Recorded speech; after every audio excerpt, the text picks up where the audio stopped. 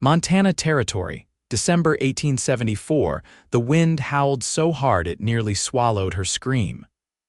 Odella Mercer bent forward into the snow, her arms cradling the tiny bundle strapped to her chest.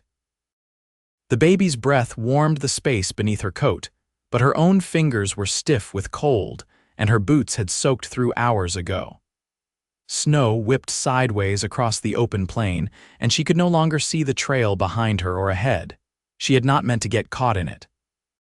The storm had come fast and mean, sneaking over the mountains while she was still miles from the next homestead. "Just a little farther," she whispered against the baby's ear. "Hold on, Nora, Mama's not giving up." The little girl made a soft sound, barely more than a breath. Odella pressed her lips to the baby's forehead and forced her legs to keep moving. She had to find shelter. Had to. The land tilted, and she stumbled down a slope she had not seen coming. She hit the ground hard, her shoulder taking most of the fall, but she kept the baby safe. Her hat flew off. The snow stung her scalp like needles. That was when she saw the horse, a dark shape against the white, tall and still. A man sat atop it, wrapped in a long wool coat, hat pulled low, rifle strapped to his saddle. He was watching her. She blinked, unsure if he was real. "Ma'am," he called through the wind, his voice deep and steady. "You need to get off the ground." She could not answer. Her jaw was locked from the cold. The cowboy nudged his horse closer, dismounted, and crouched beside her in the snow. His gloved hands went to the baby first, checking the blanket, then her face.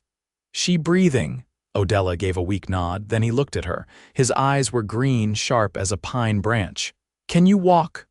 "I do not know," she said, her voice cracked. "Then I will carry you." He scooped her up with one arm beneath her knees, the other behind her shoulders, like she weighed nothing. The baby stayed tucked between them. His coat fell over all three of them as he moved toward the horse. "Your name?" he asked, lifting her into the saddle before climbing up behind her. "Odella," she whispered. "Odella Mercer, this is my daughter Nora, she is 2 months old." "I am Zeke Ellwood," he said, guiding the horse toward the trees. "You are safe now, Odella. I am going to take you home." Her cheek rested against his chest as they rode. She felt the deep thump of his heartbeat. "You live nearby?" she asked. "Cabin's about a mile off, we will be there soon." Odella did not speak again. She was too tired. But she felt the way his arms stayed tight around her and the baby the entire ride. The snow was so thick she could not see more than a few feet ahead. But Zeke's horse moved sure-footed through the drifts, and the cowboy never hesitated once. When they reached the cabin, he swung down, lifted her off the saddle, and carried her straight through the door. The warmth hit her like a wave. The fire was already going. He had been out in the storm and left it burning. He set her down on a thick bearskin rug in front of the hearth, then took the baby from her arms and peeled back the blanket. "Still breathing," he said low, relief in his voice. "She is tougher than she looks." "So is her mama," Odella said, her eyes stinging. Zeke looked at her, then really looked, not just to check if she was freezing, but like he saw her. He handed the baby back, then fetched a dry blanket and wrapped it around her shoulders. "Let me get you both warm and fed," he said gently. "You can rest. You are safe now." She watched as he moved around the cabin. He made coffee. He set a pot of stew on the hearth. He lit a lantern and checked the windows. He did not ask questions. Not yet. Odella held Nora close, rocking gently. The baby had fallen asleep, her tiny lips parted, her breath soft against her mother's neck. Zeke knelt beside her again, holding out a tin cup. "Drink this, it will help." She took it, her hands still trembling. "Thank you." "You do not owe me anything," he said. "But I would like to hear how you ended up in that storm." Odella looked into the fire. "My husband died in October. Fever took him. We were living in a line shack near Elk Creek, no neighbors close. I tried to stay, but the food ran out. I had no choice but to leave." Zeke's jaw tightened. "You walked all the way from Elk Creek with a baby," she nodded. "I was trying to get to Fort Benton. I thought maybe someone there would help me find work. I did not know the snow would come so fast." He was quiet for a moment, then he said, "You are not going back out there." "Not until spring, at least. I do not want charity." "This is not charity," he said. "This is me not letting a woman and baby freeze to death." Odella looked up at him. "Why would you do this? You do not even know me." Zeke met her gaze. "Because I was raised right. And because I lost someone once too, I know what it feels like to be out in the cold with no one left." She felt her heart twist. The baby stirred. Odella hushed her softly, then looked back at the man who had saved them. He was still kneeling, watching her with steady eyes. "You can stay as long as you need," he said. "This place is quiet, but it is good land, warm bed, plenty to eat, and I do not mind the company." Odella gave a soft laugh. "You do not mind a crying baby." "I have heard worse sounds," she smiled, and something in his face eased. For the first time in weeks, her shoulders lowered. She was warm. The baby was safe. And the cowboy with the quiet voice and steady hands had brought her home. The morning broke bone white and still. Snow clung to the eaves, thick and heavy, and the trees out past the cabin windows hung low with the weight of it. Inside, the fire crackled low, and Odella sat wrapped in a wool shawl, her feet tucked beneath her as she nursed Nora in the rocker near the hearth. The baby suckled quietly, one tiny fist curled against her mother's ribs. Zeke moved quietly behind her, setting a tin basin of water on the table. He'd been out early, chopping wood and checking the snare lines he'd laid near the creek. His coat steamed faintly as it hung from a peg near the door. He said nothing at first, just poured water from the kettle into the basin and rolled up his sleeves. Odella let her eyes rest on the back of his neck, the way his hair curled slightly where it met his collar. She hadn't meant to look, but something about that quiet steadiness drew her gaze. He worked like a man used to being alone but not hardened by it. Not bitter, she shifted Nora to her shoulder and rose. "You don't have to do all the work," she said, voice still rough from sleep. "I'm not made of glass." Zeke glanced over, wiping his hands on a cloth. "Didn't say you were, but you've got a little one to tend and your boots are still wet through. No sense in you catching sick trying to prove a point." Odella raised her brows. "That what you think I'm doing?" "I think you're used to doing everything yourself," he said, setting the cloth down. "That's not the same thing." She blinked once, then looked down at Nora. "It's been just us a while. You forget how to let someone else carry part of it." Zeke nodded. "I know the feeling." He didn't elaborate, and she didn't press. Instead, she crossed to the stove and lifted the lid on the pot he'd set there before dawn. The smell of venison and potatoes rose up warm and rich. "You're a better cook than I expected," she said. Zeke snorted softly. "You expected bad. I expected stringy meat and burned beans." He leaned a hip against the table. "You wound me." Odella smiled for the first time that morning. It felt strange on her face. After Nora drifted back to sleep, she tucked the infant into a lined wooden cradle Zeke had pulled from the back room. It bore signs of long-ago use, its sides smoothed by time, and the quilt inside had clearly been stitched by a careful hand. Odella ran her fingers over one corner of the fabric. "Who made this?" she asked. "My ma, long time ago." She did. She glanced up. "I'm sorry." Zeke nodded once, then turned to the cupboard. "You need clothes. Yours are too light for this country. My sister left some things behind years back might suit." "You're taller than her, but we'll make do." Odella hesitated. "You had a sister." "Have. Sarah. She married a cattleman down by Miles City, moved east before the rail came through." He came back with a folded dress, deep brown, collar worn soft. He handed it to her without meeting her eyes. "Thank you," she said. "I'll mend it if it needs it." Zeke shrugged. "She won't miss it, and you shouldn't be swaddling yourself in wet skirts." Odella stepped into the back room to change, shutting the door with care. The room smelled faintly of pine and old tobacco, and a cot stood in the corner, unused. The dress fit well enough once she cinched the waist. She ran her fingers over the fabric, then pulled her hair back and braided it as best she could. When she stepped out, Zeke was lighting the lantern despite the daylight. The storm had left the sky low and colorless. He looked up and paused. "Looks better on you than it ever did on her." Odella flushed. "You've got a way of saying things that sound plain but hit the ribs anyway." Zeke's mouth twitched. Ain't that the aim? Later, while she swept near the hearth and he repaired a cracked boot sole by the window, she asked, "Why are you out here alone?" Zeke didn't look up. Wasn't always. Had a partner for a spell, friend from the war. We built this place together. What happened? Spring flood came through 2 years back. He tried to cross the river when the bridge washed out. She lowered the broom. I'm sorry. Me too.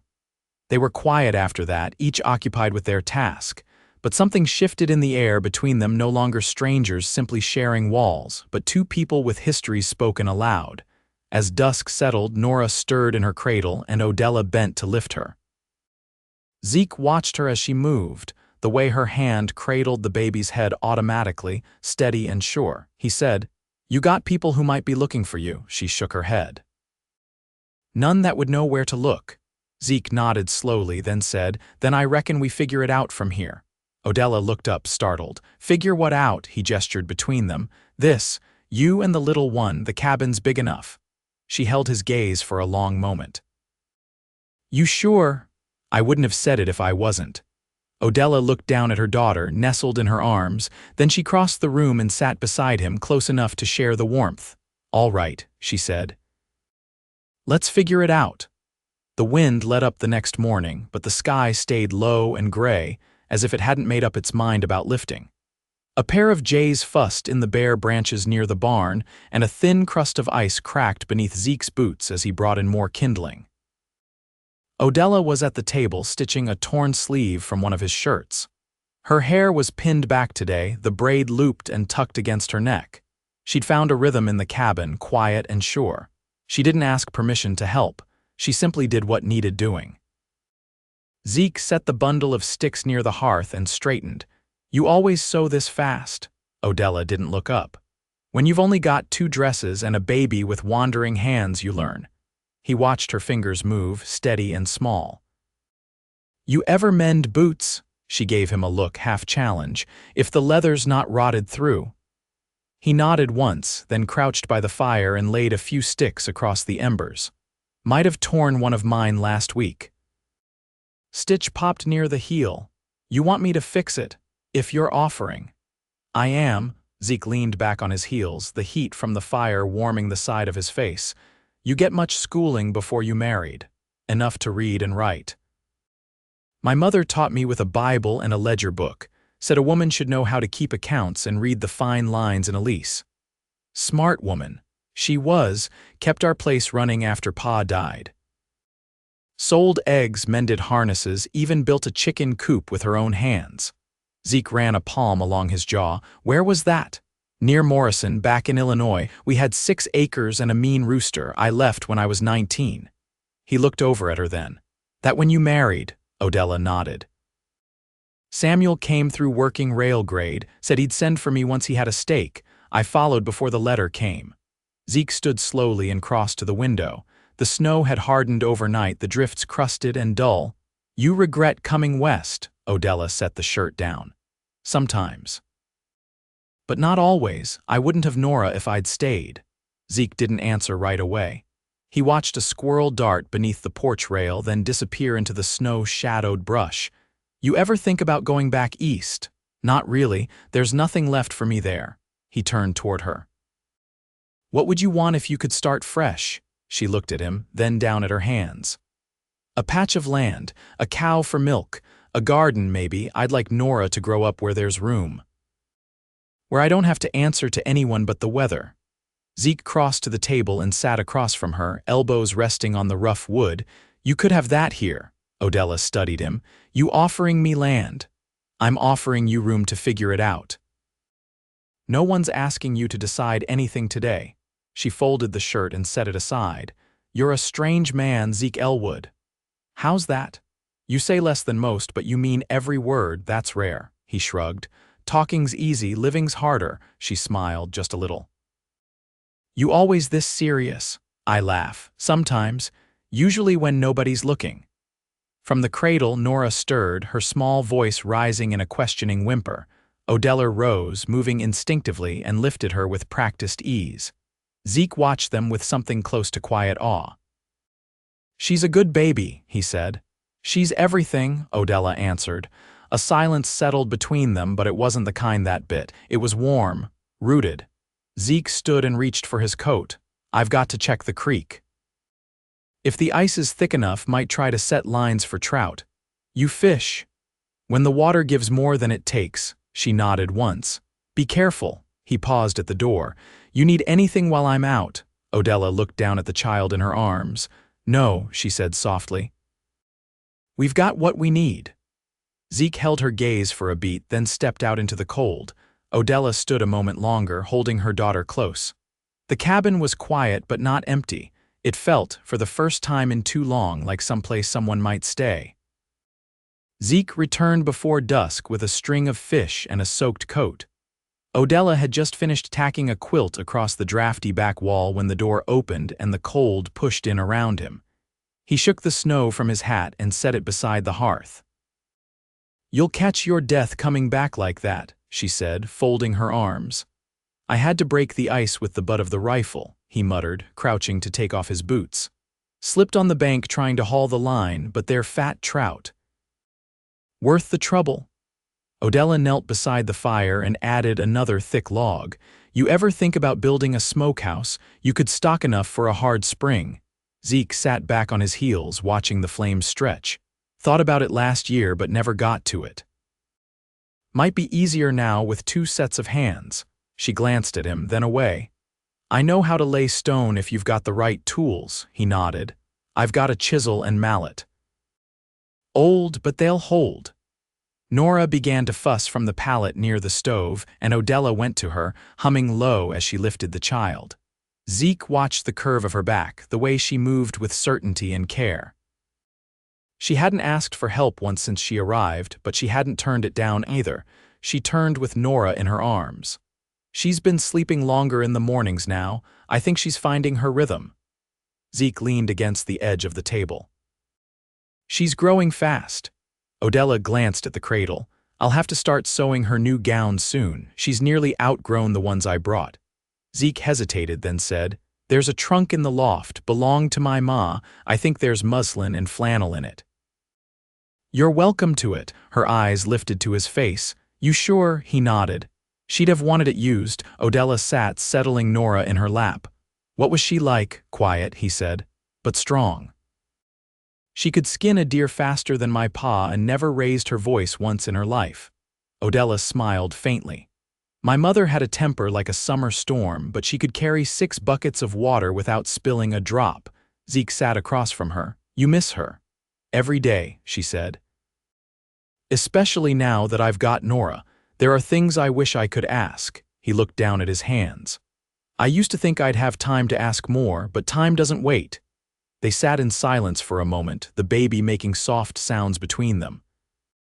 A log shifted in the fire and sent sparks up the chimney. Zeke said, You ever think about teaching? Teaching what? Letters, numbers, you've got the way for it. She tilted her head. I taught neighbor boys back in Illinois before I left. Just evenings in their father's barn. You ever miss it? I miss being useful in a way that lasts. You are. She looked at him then, long and even. You say things like that and look away after. I don't mean to. Then don't. Zeke held her gaze, and the air between them went quiet again, not empty, but full of something waiting. Odella blinked first and looked down at Nora, who had fallen asleep with her mouth open, hand curled against her mother's collar. I should lay her down, she said. Zeke stood and stepped aside as she crossed the room. She bent to settle the baby into the cradle, tucking the quilt edge beneath her chin. Zeke watched the way her fingers lingered a moment longer than needed. When she turned back, he asked, You ever think about staying? She didn't answer right away. Instead, she crossed to the stove and stirred the pot hanging there. The scent of fish and bay leaf filled the space. I think about what's good for Nora, she said finally. What gives her the best chance? He stepped closer. And what about you? She didn't turn. I don't know what I want yet. I'll wait, he said. That made her turn. You don't even know me. I know enough, he said. I know you walked through a storm with a baby and didn't break. I know you work without asking and speak plain. I know you don't scare easy. She looked at him, eyes steady. You don't scare easy either. He gave a slow nod. I've lost too much to waste time being afraid of what matters. Odella held his gaze a moment longer, then turned back to the stove. You'll need to salt those fish if we want them to keep, she said. I'll do it after supper. She ladled stew into 2 bowls and set one on the table. Then sit, eat, there'll be time after for everything else. He sat. She sat across from him. Outside, the wind had gone still. Inside, 2 bowls steamed between them, and neither one looked away. By late January, the snow had hardened into tall banks flanking the cabin, and the days rolled in slow and pale. Zeke had started carving a cradleboard during the long evenings, smoothing the ashwood with care while Odella hemmed a new set of swaddling for Nora. The baby fussed more now, gums red and sore, her cheeks always warm. Odella paced with her often, whispering old lullabies from Illinois, her voice low and worn with use. One morning, after a night of Nora's wailing and little sleep, Odella stepped onto the porch with the baby bundled close. Zeke was in the yard, splitting a thick round of birch, his sleeves rolled, steam rising from his back. She didn't call to him, just watched for a moment, her breath curling in the cold. He moved like he was part of the land, measured, deliberate, no extra motion. When he noticed her, he leaned on the maul and crossed the yard. She any cooler? He asked, glancing at the baby nestled tight against Odella's chest. Some, Odella said. I rubbed her gums with a cloth soaked in cold water, settled her down for now. Zeke nodded toward the woods. There's a patch of willow near the far ridge. If I peel the bark and dry it, it might ease her. Odella brushed a hand over Nora's cap. You think of everything. I just pay attention. She looked up at him then, her eyes rimmed in tiredness but still clear. You don't have to keep doing all this. I know, he said. But I want to. They stood quiet for a breath, then Zeke added, when the thaw comes, I'll widen the garden bed. If you've got seed, we can plant potatoes, maybe onion. There's good clay soil if we dig deep enough. Odella shifted Nora in her arms. I brought a pouch of seed from our last harvest. Didn't know if it'd still be good. If it is, you'll have squashed the size of your boots. Zeke huffed through his nose. Then we'd better clear more space. When the baby stirred, Odella turned toward the door. I'll put her down and start the cornbread. Zeke watched her go, her silhouette framed by the doorway, the child curled close to her ribs. He stood in the yard a while longer, then crossed to the shed, where he kept the sled. That afternoon, with the baby finally resting in the cradle and Odella kneading dough near the stove, Zeke returned with a bundle of willow bark tied in a strip of hide. He laid it on the table and unwrapped it. Boil it slow, he said, not too long or it turns bitter. Odella touched the thin strips, the scent of fresh sap rising under her fingers. You didn't have to go that far, I know, but she's yours, that makes her matter. She looked at him, her hands still, and said nothing. That night, after the stew had been eaten and the fire banked low, Zeke carried in a pail of melted snow while Odella laid a wet cloth across Nora's brow. The baby slept deeper now, her breath even. She's cooler, Odella said quietly. Zeke glanced at the cradle. Good. Odella straightened and turned toward him. You always been this steady. Zeke poured the water into a tin basin. No, used to come apart easy, got worse after the war, couldn't hold still, couldn't sleep more than an hour at a time. She moved to the table. What changed? Time, he said. Hard work, loss. Odella sat, her hands loose in her lap. You don't talk about the war much. No use going back to it, it's not who I am now. She nodded slowly. I left a lot behind too. I used to dream of city streets, gas lamps, voices everywhere, but now.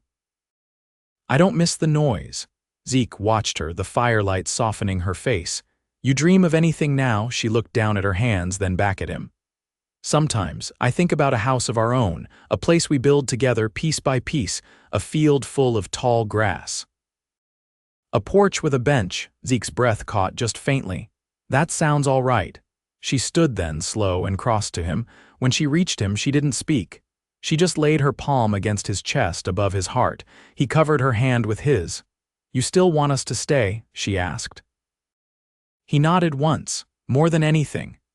Odella stepped closer, her forehead near his. Then say it plain.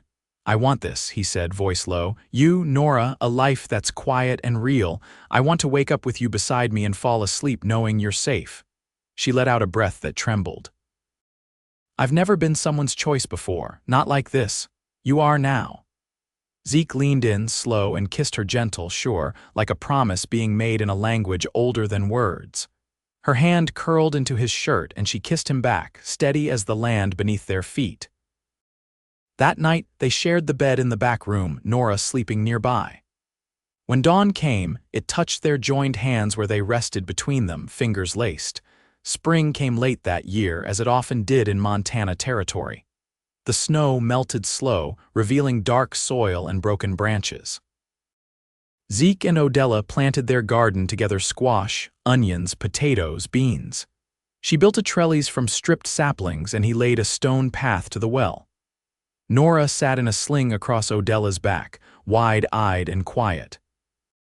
They married on a clear day in April, just the two of them by the creek, with the cottonwoods just starting to bud. Zeke carved their initials into the trunk of an old cedar, and Odella wore a new dress she'd sewn from flour sacks, white and simple. No preacher, no crowd. Just the land still waking and the wind through the grass. Years passed. The garden grew. Nora learned to walk chasing chickens. Zeke built a second room onto the cabin, and Odella taught her daughter letters by firelight. They never spoke of leaving. They didn't need to. Love had taken root in the quiet, in the work, in the shared days and long nights. It grew stronger with every season, every harvest, every moment spent shoulder to shoulder. And they lived the rest of their lives like that together, steady and whole.